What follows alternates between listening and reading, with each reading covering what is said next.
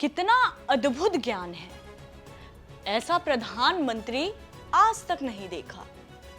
यानी कि आता माजी सटकली।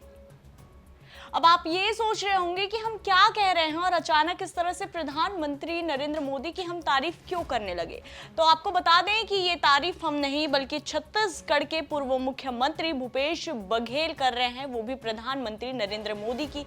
अब आप ये सोच रहे होंगे कि भूपेश बघेल अचानक प्रधानमंत्री नरेंद्र मोदी की तारीफ भला क्यों करने लगे। तो बता दें कि जब से भूपेश बघेल को रायबरेली भेजा गया है राहुल गांधी के लिए चुनाव प्रचार प्रसार करने, उन्हें रायबरेली का वरिष्ठ पर्यवेक्षक बनाया गया है, तब से भूपेश बघेल लगातार किसानों, मजदूरों और महिलाओं के बीच जाकर सभाएं कर रहे हैं और अपने जो बयानबाजी है उससे लोगों को साधने की भरसक कोशिश भी कर रहे हैं। इसी कड़ी में भूपेश बघेल ने एक सभा ली।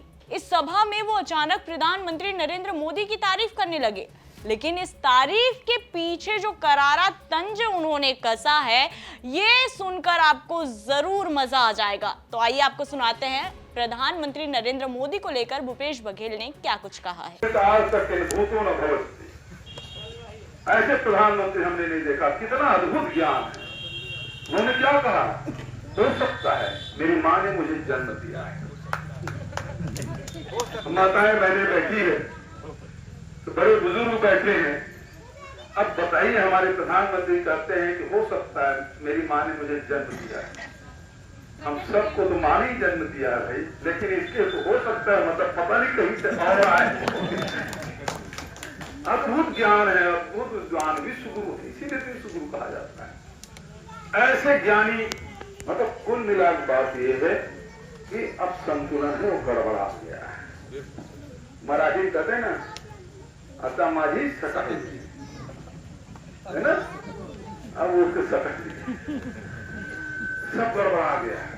तो जैसा कि आपने सुना, इस पूरे बयान में जो तारीफों के पुल बांधे जा रहे थे भूपेश बघेल की ओर से, वो एक तारीफ नहीं थी बल्कि प्रधानमंत्री नरेंद्र मोदी पर वो तंज कस रहे थे, ये कहते हुए कि भाई आखिर हो सकता है मुझे मेरी माँ ने पैदा किया होगा।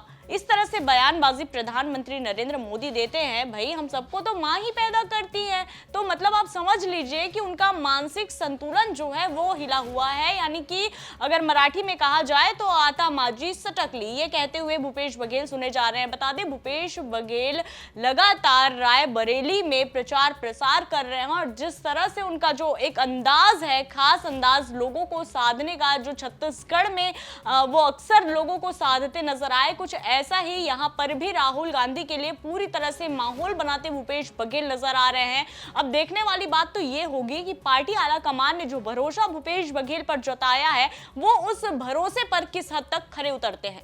तो फिलहाल इस रिपोर्ट में इतना ही। छत्तीसगढ़ से जुड़ी ऐसी तमाम खबरों से अपडेट रहने के लिए देखते रहिए छत्तीसगढ़ तक। जय जोहार, नमस्कार।